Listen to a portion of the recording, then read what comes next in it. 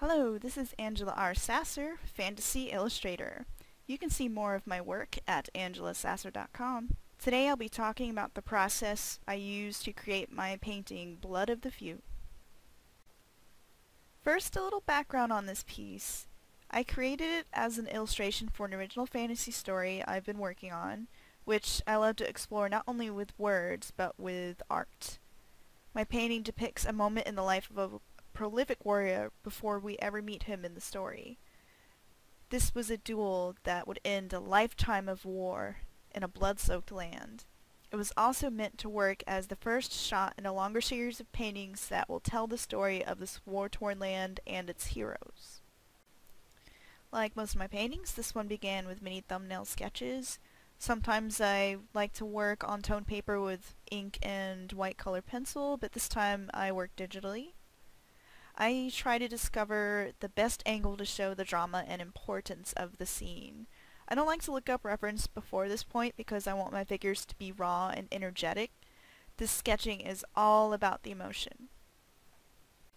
I really like the look of all of these scenes, but A4 eventually won out because I like that it has the dynamism of the slanted horizon line, and it emphasizes the tension between the war hero Rashan, the character facing us, and his enemy, the man facing away from us.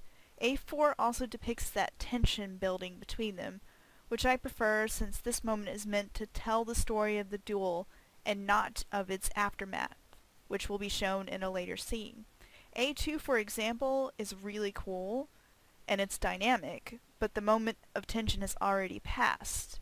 This is meant to be a standoff between two worthy foes, so A4 ended up being my winner.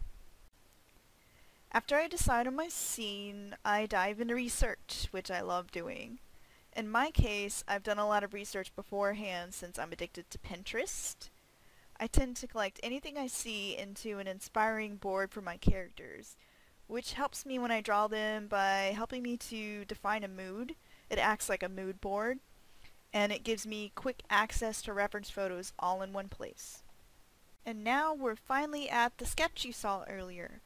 This was done with only a cursory look at reference so I could create energetic poses with just enough buildup of the character concepts to get the feeling of the final painting across. I also used this grayscale study as a way to test out my light source. At this point, I'm also thinking of themes for the character concepts that will inform my reference gathering and the final design of the characters. I've chosen animal themes since they are both tribal desert warriors whose families are represented by animal sigils. Rashan will have elements of the desert oryx, a ram with magnificent long horns that can be deadly. His foe, Alkin, will have the theme of a falcon, a swift and deadly bird of prey, both animals native to their desert lands. I also made the decision that instead of having the characters in armor, that they would be facing off without armor. The idea behind this is that they are two warriors who face each other as men in a ceremonial duel.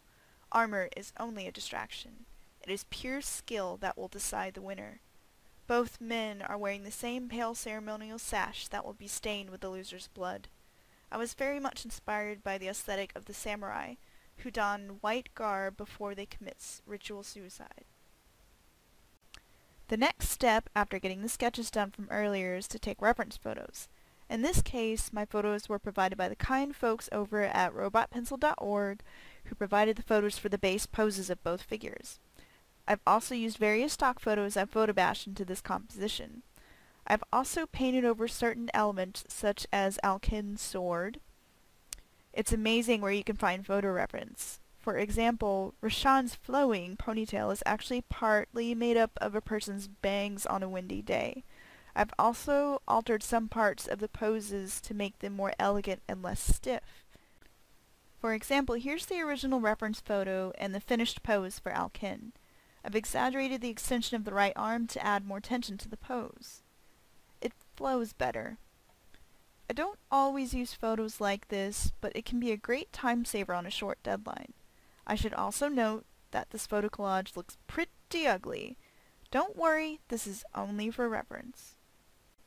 Next, I do grayscale value sketches to try and find the lighting that fits the mood of the scene. This strong lighting from the left illuminates both figures, but it doesn't really create the shape and flow that I want. The strong highlights place too much importance on both figures when Rashawn, the character facing us, is meant to be the center of our attention. This alternative value sketch hits all the sweet spots. Dramatic long shadows create an interesting shape that leads your eye to Rashawn. Alkin is knocked back in the hierarchy of the composition by being in shadow and facing away from the viewer, though I've made sure to pluck out his shadow side with rim light in key places so he is not totally lost to the shadow shape of the tree. The branches of the tree also lead us back to Rashawn, as does the flow of Alkin's head wrap.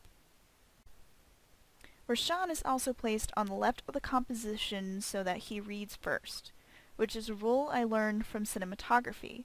We usually notice and empathize with the first form we identify as we take in a scene, usually reading from left to right. Now for the nitty-gritty painting details. From here on out, let it be known that I used Photoshop CC to create this painting, and that you should have a basic knowledge of what layers and blending modes are to understand this walkthrough. If you'd like to watch the rest of this video detailing the painting process of this piece, you can donate to my Patreon at www.patreon.com/Angela Sasser. Pledging at the $10 reward tier grants you access to this video as well as my other exclusive tutorial videos. Your pledges on Patreon support me directly as an artist and help me to continue doing what I love. You can also buy the video outright at my Gumroad shop at www.gumroad.com/Angela Sasser Art. Thanks for watching and wishing you all inspiration.